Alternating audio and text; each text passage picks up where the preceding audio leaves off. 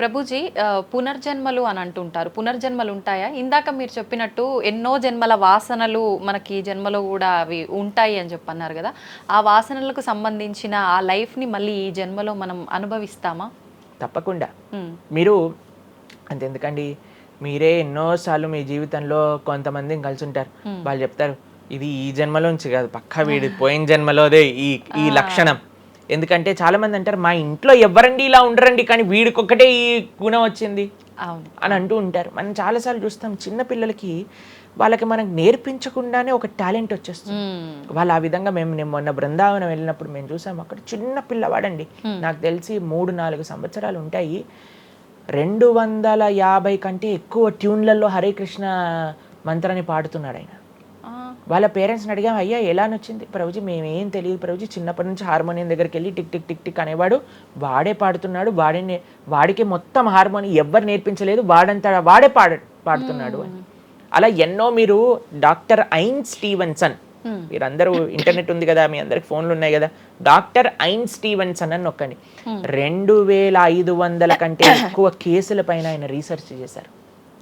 Reincarnation, పునర్జన్మ కలిగిన కేసెస్లో అనమాట. కాబట్టి మీరు జస్ట్ రీఇన్కార్నేషన్ కేసెస్ అని మీరు యూట్యూబ్లో టైప్ చేస్తే ఎన్నో వస్తాయి మీకు.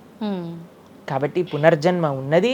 పునర్జన్మ సిద్ధాంతాన్ని ప్రస్తావన చేసి వాటిని నమ్మకం ఉన్న వాళ్ళే సనాతన ధర్మానికి సంబంధించిన వాళ్ళు అనమాట. కాబట్టి ఏది కూడా మనకి స్పాంటేనియస్గా రాదు, అంతా కూడా కర్మ.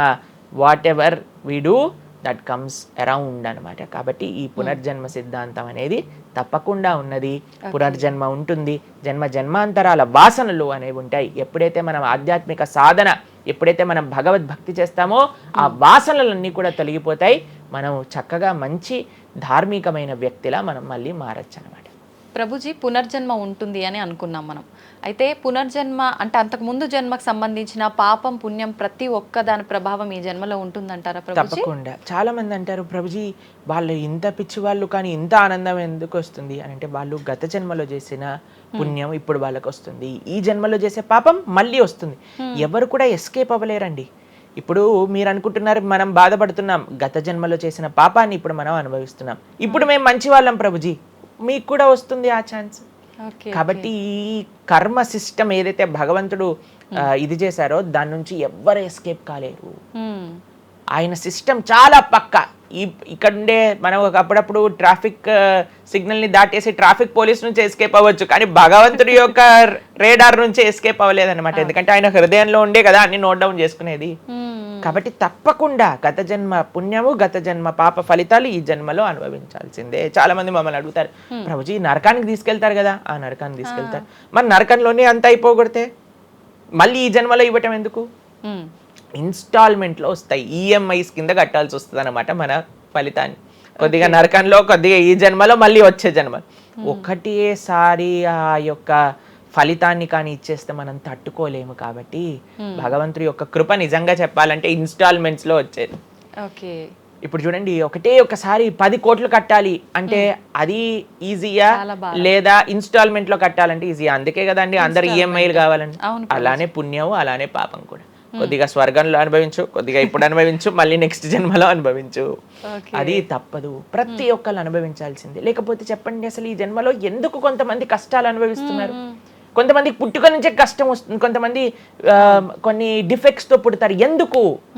If God is equal to everybody, then why did God create different people differently అని అంటే, భగవంతుడు తయారు చేయలే, భగవంతుడు ఇనిషియేట్ చేశారు ఆ సిస్టమ్ని. దాంట్లో మనం ఏ విధంగా చేస్తే ఆ కర్మ ద్వారా అలా మనం పుట్టవలసి వస్తుంది. కానీ మనము పాస్ట్ గురించి చింత, ఏయో ఎన్ని పాపాలు చేశానో నాకు ఇది వస్తుంది, దీని గురించి చింత చేయకండి. అయ్యా నేను ఫ్యూచర్లో ఇది చేసి నేను ఇలా చేయబోతుంది, దాని గురించి ఇప్పుడు నీ దగ్గర సమయం ఉంటే నువ్వు ఇప్పుడు ధర్మాచరణ చెయ్యి, ఇప్పుడు భగవంతుడిని ఆశ్రయించు, ఇప్పుడు ధార్మికంగా ఉండు. భగవంతుడు దీన్ని రెండింటినీ తీసేస్తారా, ఆయన యొక్క లోకానికి మనం వెళ్ళవచ్చు. కాబట్టి భగవంతుడు అదే చెప్పారు, సర్వధర్మాన్ పరిత్యజ్య మామేకం శరణం వ్రజ అహం త్వాం సర్వ పాపేభ్యో మోక్షయిష్యామి మా శుచ. ఇది భగవంతుడు ఇచ్చిన ఒక ఆశ్వాసన భగవద్గీతలో. అన్నిటినీ వదిలిపెట్టేసాయి, అన్ని రకాల చెడు వస్తువుల్ని, అన్ని రకాల మంచి, నువ్వు నాకు శరణు వేరు, నేను నీ పాప పుణ్యాలు మొత్తం తీసేస్తాను. యద్గత్వా న నివర్ధంతే తద్ధామ పరమం మమ. భగవంతుడి దగ్గర నుంచి చేరుకున్నాం అనుకోండి, మళ్ళీ ఈ ప్రపంచంలో ఈ యొక్క కష్టాలు ఉండే ఈ నేలపైన మళ్ళీ రావాల్సిన అవసరం లేదు. స్వామితో బ్రహ్మాండంగా స్వామి యొక్క సేవలో సుఖంగా ఉండొచ్చు మనం. ఓకే. అయితే ప్రభుజీ చాలా మంది చెప్తుంటారు, అన్ని అనుభవించండి తప్పదు అన్నప్పుడు ఎందుకు భగవంతుని ఆరాధన చెయ్యాలి అని. వాళ్ళందరికీ ఇది మంచి సమాధానం ప్రభుజీ. నిజంగా చాలా మంది ఇదే అంటుంటారు. అంతే కదండి. ఎంత భగవంతుని ఆరాధించినా ఈ కష్టాలు తప్పట్లేదు, అసలు లైఫ్ ఏం చేంజ్ అవ్వట్లేదు, మనశ్శాంతి లేదు, ఎందుకు అసలు ఆరాధించాలని చెప్పి అసలు భగవంతుని పూజించడం కూడా మానేస్తుంటారు. మళ్ళీ ఇప్పుడు ఆపేస్తే మళ్ళీ నెక్స్ట్ ఏంటి అని ఆలోచన చేయాలి. కాబట్టి ఇప్పుడుండే వాటితో మనం ఇది చేసామనుకోండి, ఇంత ధర్మాచరణ కూడా ఆపేశారనుకోండి, ఇంకా ఆ పుణ్య పాప ఖాతాలు అలానే పెరిగిపోతూ ఉంటాయి. కానీ చివరికి వచ్చేది ఈ ప్రపంచంలోకే కదా. కాబట్టి మనకి చెడు చేయటం పనికిరాదు, కేవలం మంచి చేయటం కూడా పనికిరాదు. భగవద్భక్తి అన్నిటికంటే టాప్ మోస్ట్. కాబట్టి మనం ధార్మికంగా ఎంత భగవద్భక్తితో ఉంటే అది మనకి అంత మంచిది. ఓకే ప్రభుజీ, కర్మ సిద్ధాంతం అన్నారు కదా, అసలు కర్మ సిద్ధాంతం అంటే ఏంటి ప్రభుజీ? ఏం చెప్తోంది అసలు? మనం చెయ్యంది మనకి రాదు, మనం చేసింది తప్పకుండా మనకు వస్తుంది. ఇదే కర్మ సిద్ధాంతం. Every action has equal and opposite reaction. Okay okay. ఇలా అయితే ఈ లా ఉందో అదే కర్మ సిద్ధాంతం. అంటే నువ్వు చేసింది ఏదైనా సరే ఆ యొక్క ఫలితం నుంచి తప్పించుకోలేవు. తర్వాత ఏదైతే నువ్వు చేసావో దాని నుంచి తప్పించుకోలేవు. మంచైనా చెడైనా, మొన్న అయింది నీకు ఈ రోజు వస్తుంది, ఈ రోజు చేసిన దానికి రేపు వస్తుంది. ఇదే కర్మ సిద్ధాంతం అంటే. కాబట్టి ఎప్పుడు ఇది మన మనసులో ఉండాలి. అరే ఈ రోజు నాకు ఏదైనా బాధ ఉంటే నేను ఏదో చేశానేమో, కాబట్టి ఏదో చేశాము అయిపోయింది, ఈ రోజు ఈ కష్టం వచ్చింది, కృష్ణ నువ్వు నాకు శక్తినివ్వు ఈ కష్టాన్ని ఎదుర్కోవడానికి. ఇప్పటి నుంచి నేను ఇలానే మంచిగా ఉంటాను, ఎప్పుడూ అధర్మం వైపు వెళ్లకుండా ఉంటాను, స్వామి నువ్వే రక్ష అని ఆ ధర్మ చింతన ముందుకు తీసుకెళ్ళటం.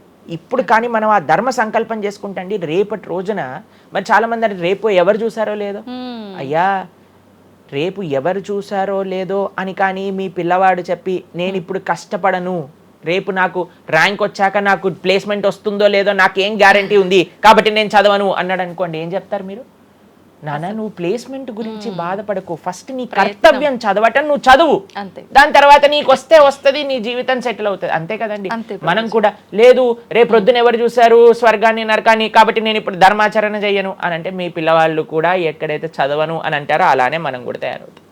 చాలా మంది అండి పెద్దవాళ్ళు పిల్లలకి మాత్రం మంచి నీతులు చెప్తారు, కానీ వాళ్ళ దగ్గరకు వచ్చేసరికి వాళ్ళు ఆచరించడానికి రెడీగా ఉండరు అనమాట.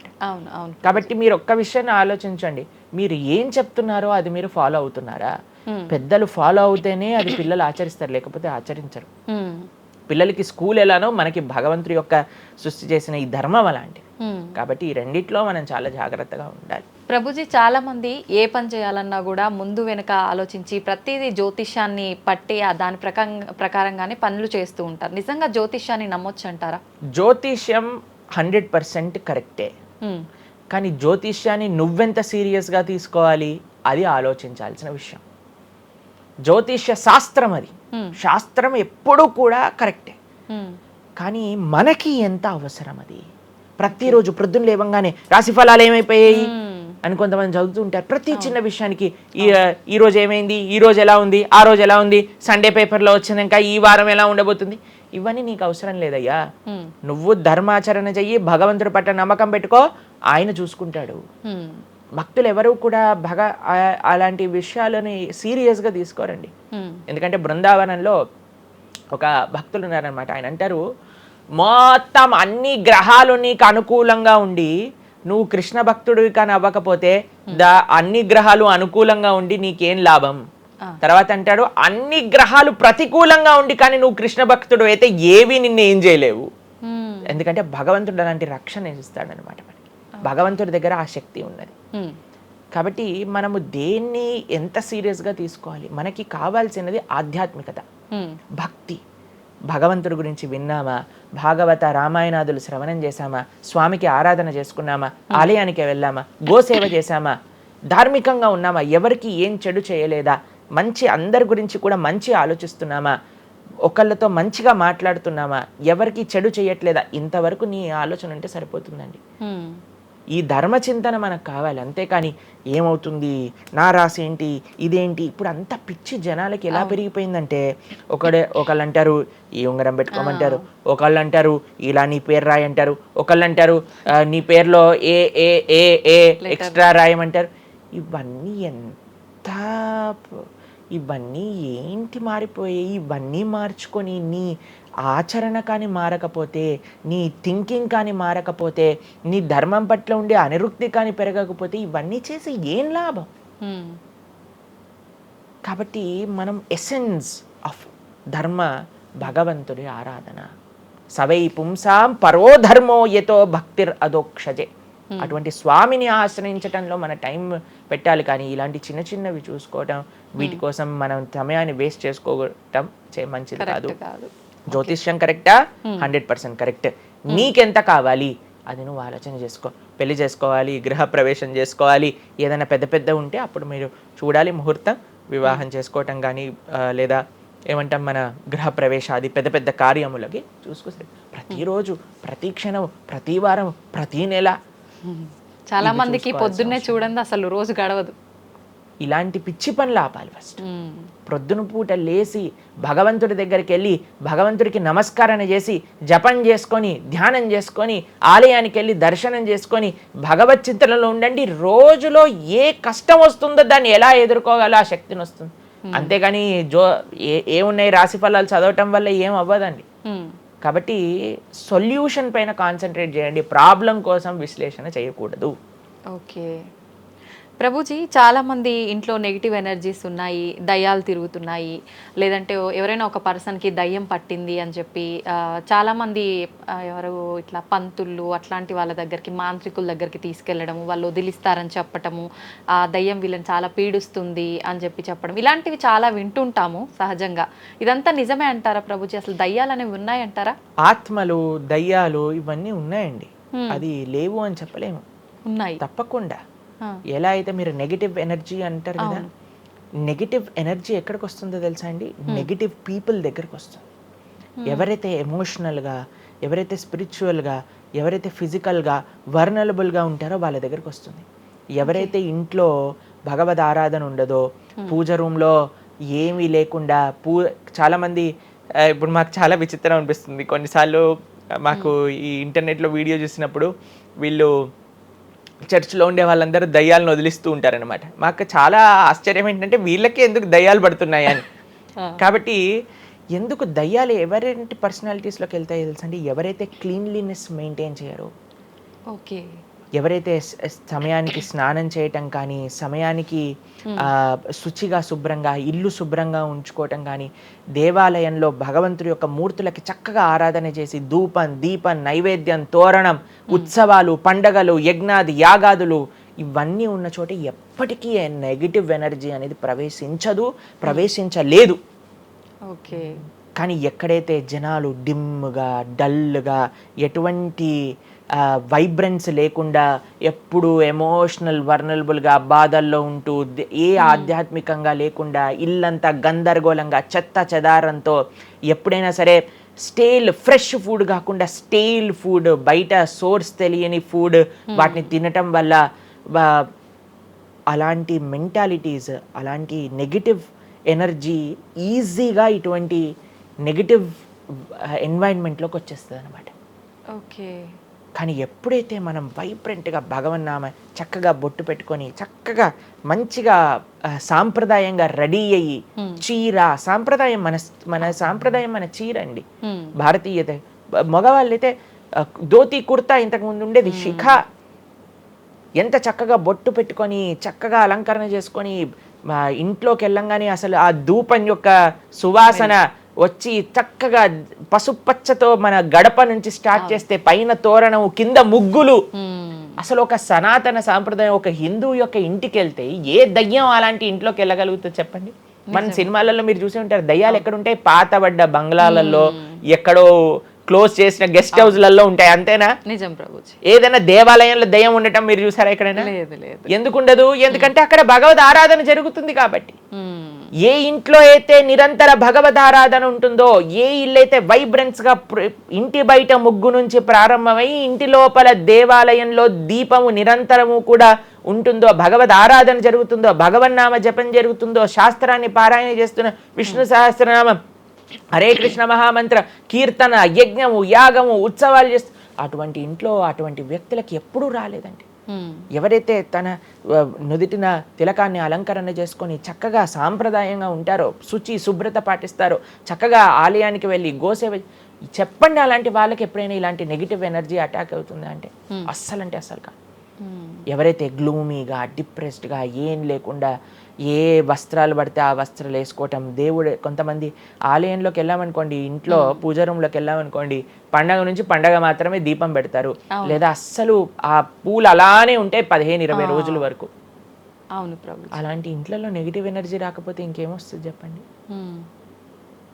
కాబట్టి నెగిటివ్ ఎనర్జీ ఉందా, ఈ దయ్యాలు ఆత్మలు ఉన్నాయా, ఉన్నాయి. ఎవరి దగ్గరికి వెళ్తాయి, అటువంటి మెంటాలిటీ ఉన్న వాళ్ళ దగ్గరికి మాత్రమే వెళ్తాయి. ఓకే. మనం కానీ ఎప్పుడైతే మనకి రక్షణ, అందుకే మనం తులసి మాల వేసుకుంటాం. తులసి మాల ఇప్పుడు చూడండి, మేము నరసింహ కవచాన్ని ధరించామన్నమాట. ఇవన్నీ నరసింహ ఆరాధన, నరసింహ కవచాన్ని ఎప్పుడైతే మనం చేస్తామో, ఎప్పుడైతే మనం భగవన్నామ స్మరణ చేస్తామో, తులసి మాల ధరించాలి. తులసి మాల చాలా మంది ఇప్పుడు ధరిస్తున్నారు, కానీ నియమాలను పాటించట్లేదు. ఏంటి నియమాలు? తులసి మాల వేయాలి అని అంటే మనము భగవత్ ప్రసాదాన్ని మాత్రమే నైవేదన చేసి తీసుకోవాలి, మాంసాహారాన్ని తినకూడదు, ఎల్లిపాయలు ముట్టుకోకూడదు. ఇవన్నీ కూడా నెగిటివ్ థింగ్స్ అన్నమాట, తామసిక రాజసీకమైన విషయాలు. కాబట్టి ఇవి చక్కగా ఇవన్నీ మానేసామనుకోండి, తులసిమాల ధరించడం అంటే ఏంటి అంటే చూపిస్తున్నాం అనమాట, మా దగ్గర ఎటువంటి తామసిక రాజసీక ప్రవృత్తులు లేవు, మేము సిద్ధ సాత్విక ప్రవృత్తిలో ఉన్నాం. దయ్యం అక్కడ నుంచి వచ్చింది కూడా యూటర్న్ తీసుకొని వెళ్ళిపోతుంది అనమాట ఇవి చూడంగానే. కాబట్టి అది చాలా ముఖ్యం. ఎప్పుడైతే మన ఆచరణ బాగుంటుందో, ఎప్పుడైతే మనం ధార్మికంగా ఉంటామో, ఎప్పుడైతే భగవద్భక్తులై ఉంటామో, ఏ నెగిటివ్ ఎనర్జీ మనల్ని ఏం చేయలేదు. ఓకే, మొత్తానికి ఉన్నాయి దయ్యాలు, ఉన్నాయి, జాగ్రత్త. మనం మంచిగా భక్తి పరంగా ఉండండి, ధార్మికంగా ఉండండి, చక్కగా ధర్మాచరణ చేయండి, మీకేం భయం లేదు.